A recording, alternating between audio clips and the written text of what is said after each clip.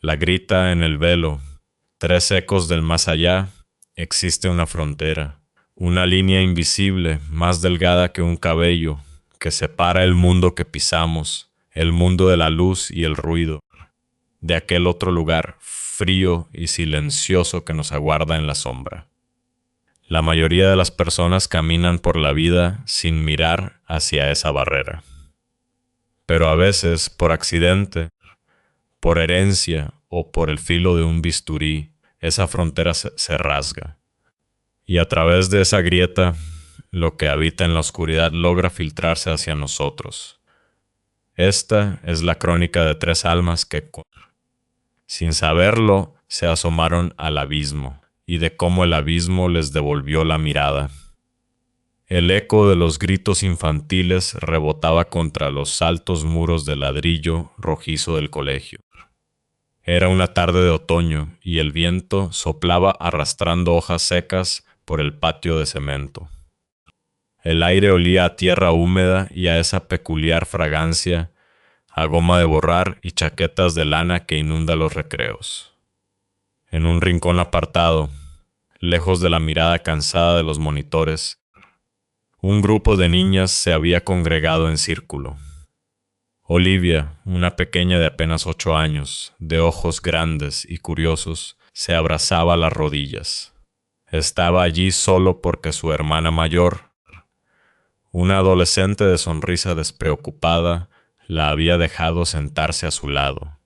Era un día excepcional.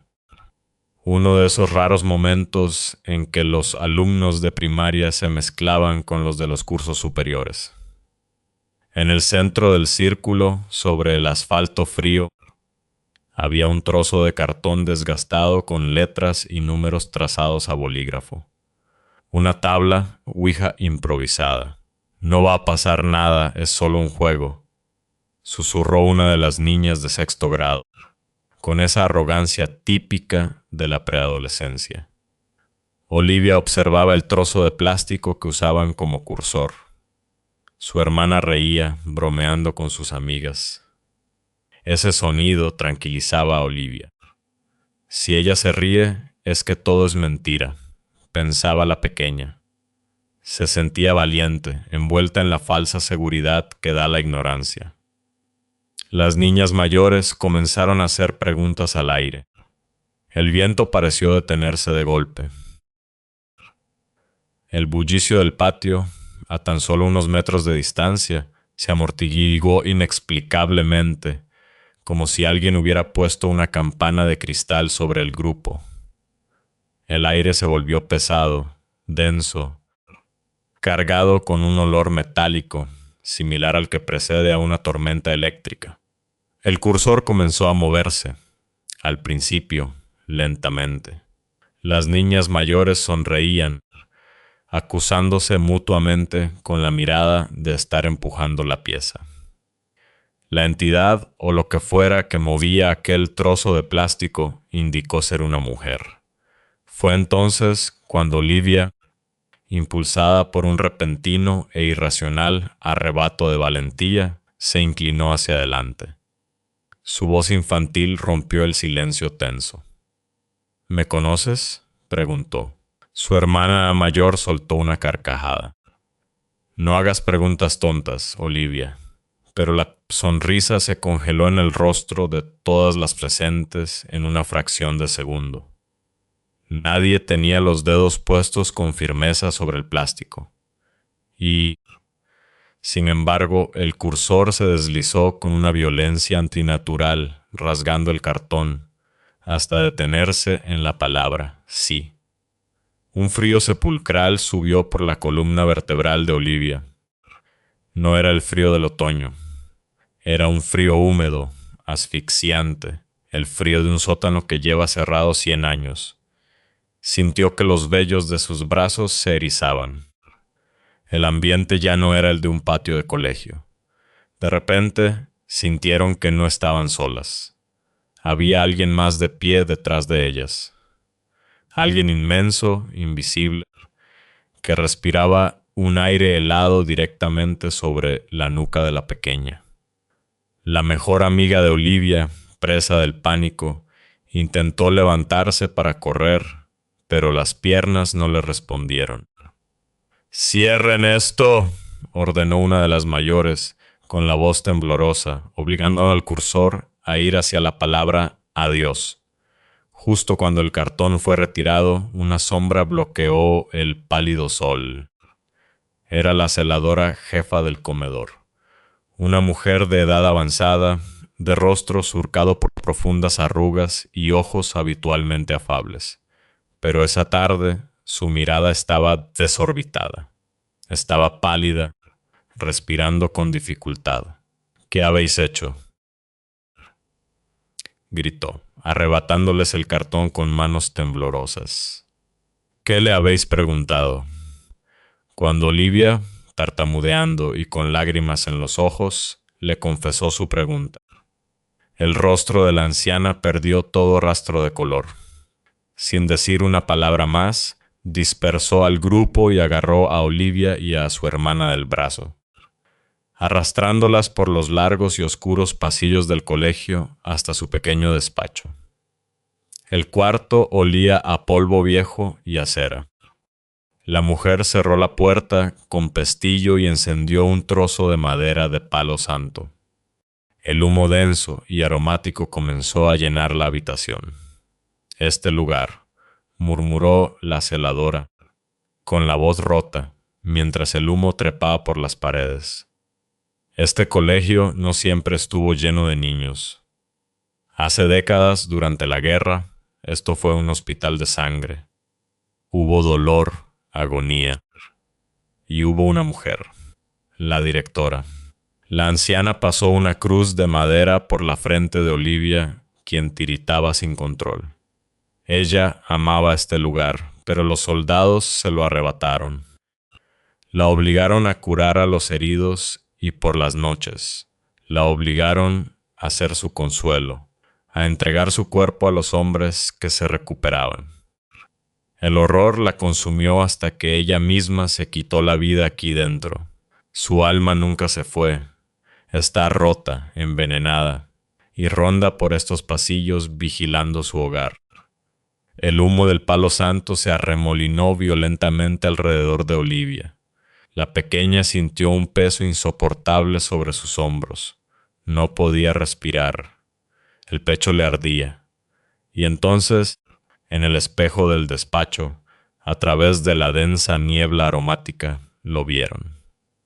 Olivia y su hermana dejaron escapar un grito ahogado.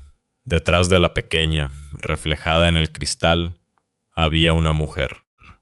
Era antinaturalmente alta, esquelética. Llevaba un vestido oscuro, ajado por el tiempo, y su cabello negro y ralo estaba recogido en un moño tirante que estiraba la piel grisácea de su rostro. La entidad no tenía ojos, solo dos cuencas de sombras profundas. Sus dedos, largos y huesudos como ramas secas, estaban acariciando tiernamente el cabello de Olivia. Bajo los rezos desesperados de la celadora y el humo asfixiante, la figura se exhaló un suspiro rasposo que sonó como hojas secas siendo pisoteadas. Lentamente, como si la arrancaran con dolor, la aparición despegó sus garras de los hombros de la niña y se desvaneció en el aire, dejando tras de sí un persistente olor a podredumbre y desesperanza.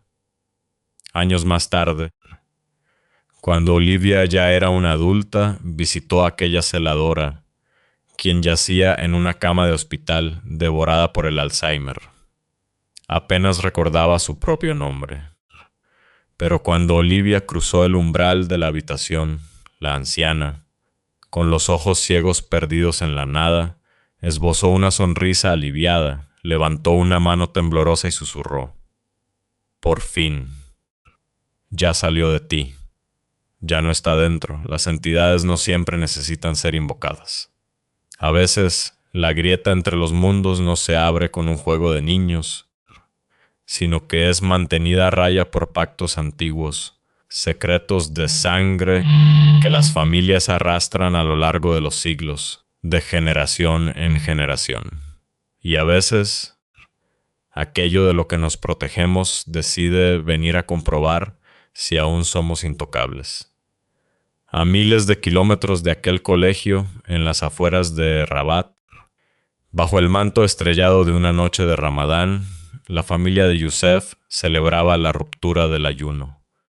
Eran más de 30 personas ocupando la terraza iluminada de un restaurante de comida rápida. El ambiente era una fiesta de la vida, olor a especias, a sopa harira caliente, las risas de los niños corriendo entre las mesas, los teléfonos brillando, las mujeres compartiendo pan y confidencias. Youssef, un joven escéptico, siempre racional, se había alejado del bullicio para fumar un cigarrillo en el borde del estacionamiento. La noche era cálida, pero de repente el aire se volvió tan frío que Youssef pudo ver su propia respiración transformarse en vaho. A lo lejos, en la zona más oscura del aparcamiento, donde la luz de las farolas no llegaba, apareció una figura. Era una mujer cubierta de pies a cabeza por un niqab negro y pesado. Pero había algo profundamente erróneo en ella. No caminaba. Su cuerpo no subía ni bajaba con cada paso. Se deslizaba sobre el asfalto como una mancha de tinta negra extendiéndose sobre el suelo. No emitía ningún sonido, ni el roce de la tela ni el crujido de la gravilla bajo sus pies. Youssef frunció el ceño, tiró el cigarrillo y la siguió con la mirada. La mujer pasó por su lado, y un hedor espantoso a tierra mojada y flores marchitas golpeó al joven, mareándolo por un segundo. Solo pudo ver sus ojos a través de la rendija de la tela. Eran dos pozos de oscuridad absoluta, sin blanco, sin iris, solo vacío. Para sorpresa de Youssef, la figura espectral entró directamente al local y caminó con paso decidido hacia el círculo de mesas donde estaban sentadas su madre y sus tías. Sin pedir permiso, arrastró una silla de plástico blanco, cuyo chirrido sonó dolorosamente agudo en los oídos del joven, y se sentó en medio de las mujeres. La cultura de la hospitalidad obligó a la madre de Youssef a sonreír con cierta incomodidad, ofreciéndole un trozo de pan. Pero la extraña no miró la comida. Se inclinó hacia la tía Sara y, con una voz que sonaba como el eco de una caverna profunda, susurró: «Tu hija, la de en medio, ya no canta por las noches con la ventana abierta». El rostro de la tía Sara perdió el color. El vaso de té tembló en sus manos, derramando líquido caliente sobre la mesa. «¿Cómo? ¿Cómo sabes eso?», tartamudeó. La mujer del niqab no respondió. Giró lentamente su rostro oculto hacia otra de las tías. El niño pequeño, el que se esconde bajo la mesa cuando escucha pasos pesados en la madrugada. ¿Todavía lo hace? El pánico estalló en el círculo. Eran secretos íntimos, miedos susurrados en la más estricta soledad de sus hogares. La madre de Youssef, con el instinto protector encendido, golpeó la mesa con la palma de la mano. «¿Quién eres tú? ¿Quieres de mi familia?», exigió, aunque su voz delataba un terror primal. La figura negra giró la cabeza hacia ella con la lentitud de una maquinaria oxidada. Solo quería ver cómo han crecido. Youssef, que había estado observando la escena paralizado, reaccionó al ver las caras desfiguradas por el terror de su familia. Caminó rápidamente hacia la mesa, interponiéndose entre su madre y la extraña. «Oiga, ¿nos conocemos?», preguntó Youssef, tensando los músculos, preparado para cualquier cosa. La mujer se puso de pie. De cerca, el frío que emanaba de su cuerpo era insoportable. Fijó sus ojos abisales en el joven y, con una lentitud aterradora, respondió: «No, pero yo sí los conozco a ustedes». A todos. Los conozco desde mucho antes de que nacieran. Antes de que Yusef pudiera alargar la mano para agarrarla, la mujer se dio la vuelta. Caminó hacia la puerta de cristal del restaurante.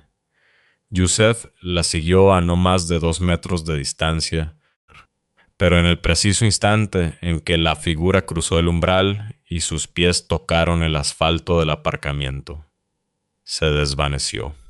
No hubo humo, no corrió. Simplemente dejó de existir. El aparcamiento estaba vacío. El silencio era absoluto. Yusef miró a su alrededor con el corazón latiendo desbocado contra sus costillas. Al girarse, vio a sus tías llorando en silencio. Su madre tenía la mirada perdida en el infinito. «Mamá, ¿qué demonios ha sido eso?», preguntó el muchacho con la voz quebrada. Su madre, abrazándose a sí misma, susurró con lágrimas en los ojos. Vino a comprobarlo. Vino a asegurarse de que todos seguimos bajo protección. Pasarían semanas antes de que Yusef comprendiera la magnitud de lo que había cruzado aquel aparcamiento. Un mes después, su primo menor, Hamza, comenzó a dormir con los ojos abiertos de par en par, fijos en el techo. Una madrugada, su madre lo encontró sentado en la cama, hablando con una esquina vacía y oscura de la habitación. El niño decía que la señora de los ojos oscuros le estaba marcando la frente con un dedo helado, reservándolo para el futuro. Fue la anciana abuela, casi ciega y consumida por la demencia, quien resolvió el terror. Una noche, arrastrando los pies en pijama, entró al cuarto de Hamza. Encendió una vela de cera virgen, miró directamente a la esquina sombría donde nada se veía, y con una autoridad que no pertenecía a este mundo, sentenció: «Están protegidos por la sangre. Aún no te los puedes llevar». La esquina pareció suspirar. La llama de la vela parpadeó violentamente y de repente la temperatura de la habitación volvió a la normalidad. El niño cerró los ojos y cayó en un sueño profundo. Aquella mujer del niqab no era un fantasma común.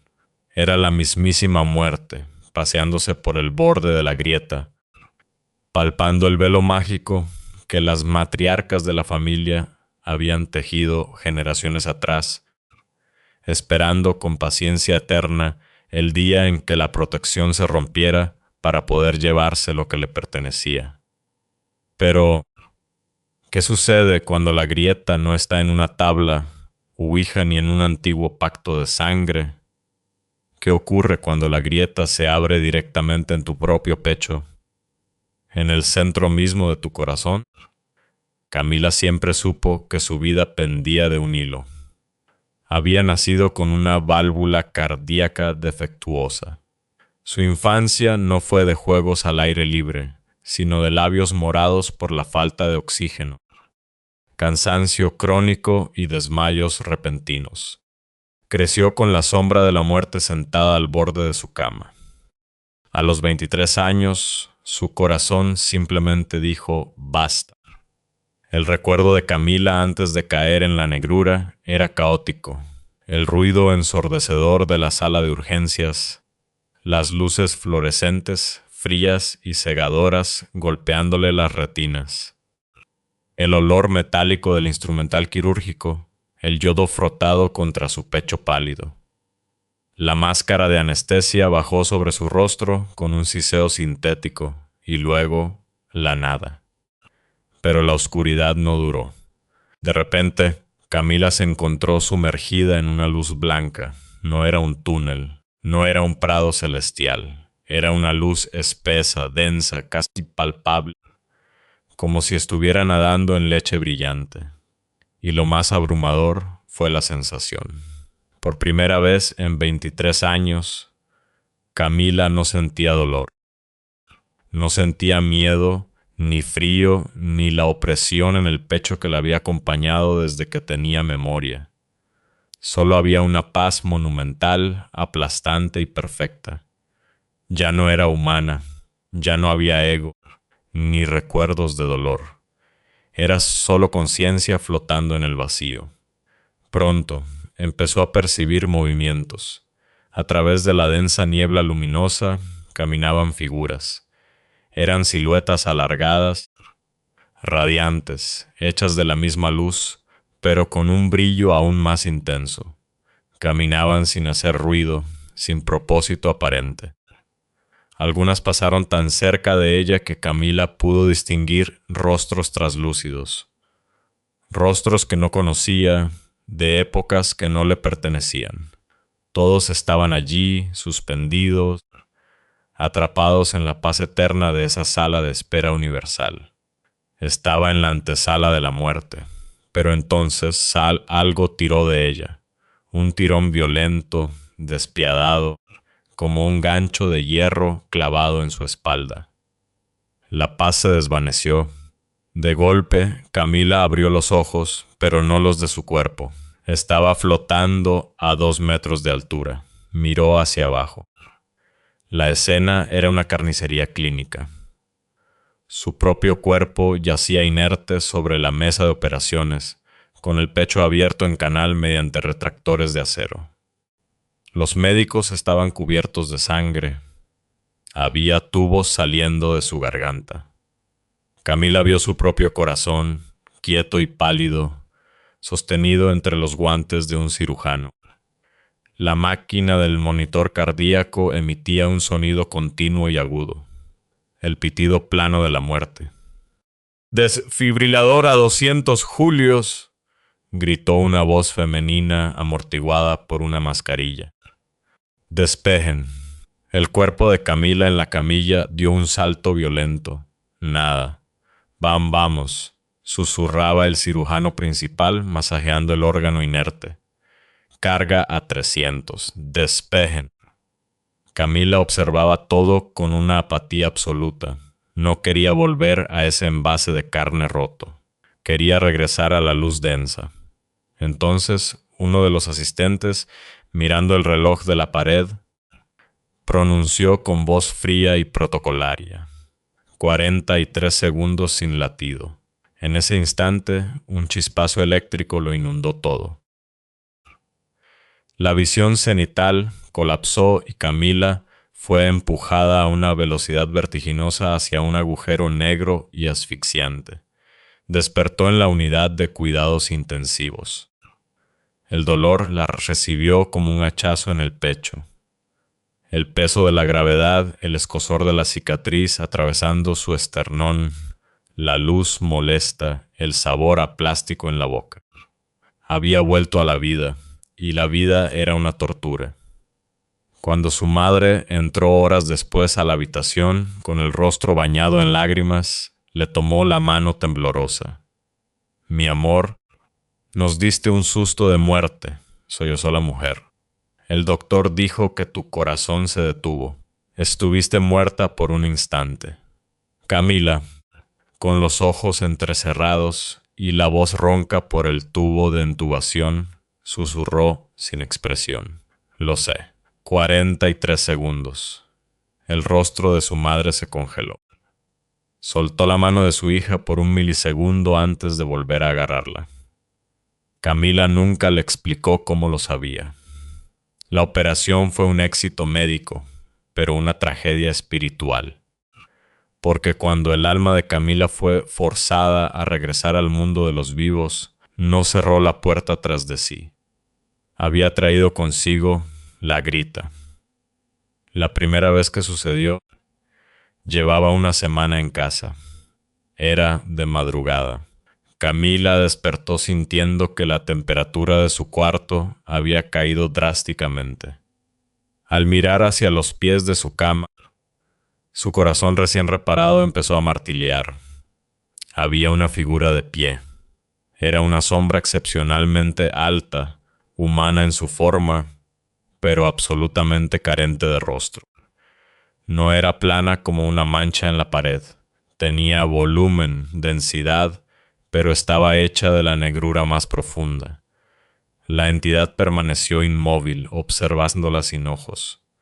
De pronto, un ardor agónico y helado atravesó el pecho de Camila, justo sobre la cremallera de grapas metálicas que cerraban su herida quirúrgica. La sombra se deslizó hacia la pared y, atravesando el yeso y los ladrillos como si fueran humo, desapareció. Ese fue solo el comienzo. El velo se había rasgado a su alrededor de forma permanente. Pronto empezaron los susurros.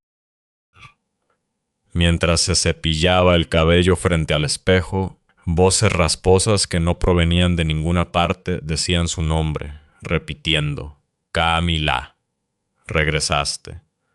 Pero la puerta está abierta. En las madrugadas escuchaba carcajadas secas, ahogadas, como de personas sin cuerdas vocales, provenientes del interior de su propio armario. Y cada vez que las sombras se acercaban, la cicatriz de su pecho ardía, latiendo en sintonía con la presencia de lo paranormal, como un faro pulsante que atraía a las polillas de la cuarta dimensión. Los psiquiatras la diagnosticaron con estrés postraumático severo. Le recetaron sedantes, pastillas para dormir, antipsicóticos. Ninguno funcionó, porque Camila no estaba enferma. Estaba sintonizada. En la profundidad de foros oscuros de Internet, durante noches de insomnio absoluto, Camila encontró la verdad. Encontró a los resucitados.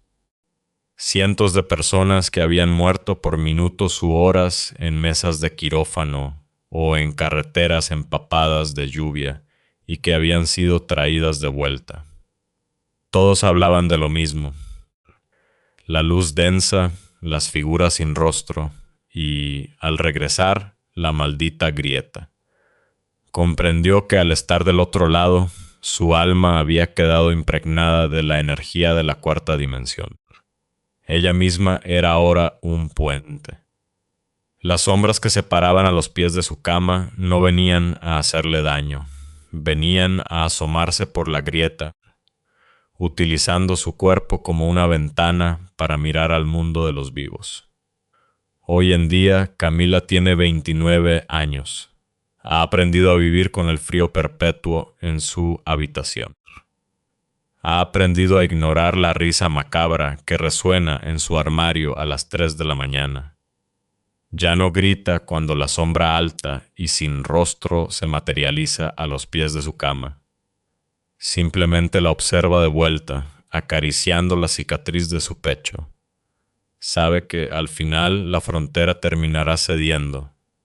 Y cuando su corazón, ese corazón marcado y cansado, finalmente se detenga por segunda y última vez, la sombra sin rostro no atravesará la pared para marcharse. Esta vez se acercará, le tomará la mano y la ayudará a caruzar, de vuelta a la paz de la luz blanca y densa, para cerrar la grieta para siempre. Nos creemos seguros en nuestras casas iluminadas, en nuestros cuerpos cálidos, rodeados de nuestras familias y nuestros latidos. Pero la frontera es frágil. Una tabla de madera en un patio de colegio, un pacto susurrado en la oscuridad, o el filo de un bisturí deteniendo el tiempo por 43 segundos. El velo nos rodea. Y del otro lado, en el silencio y el frío, siempre, invariablemente, están esperando.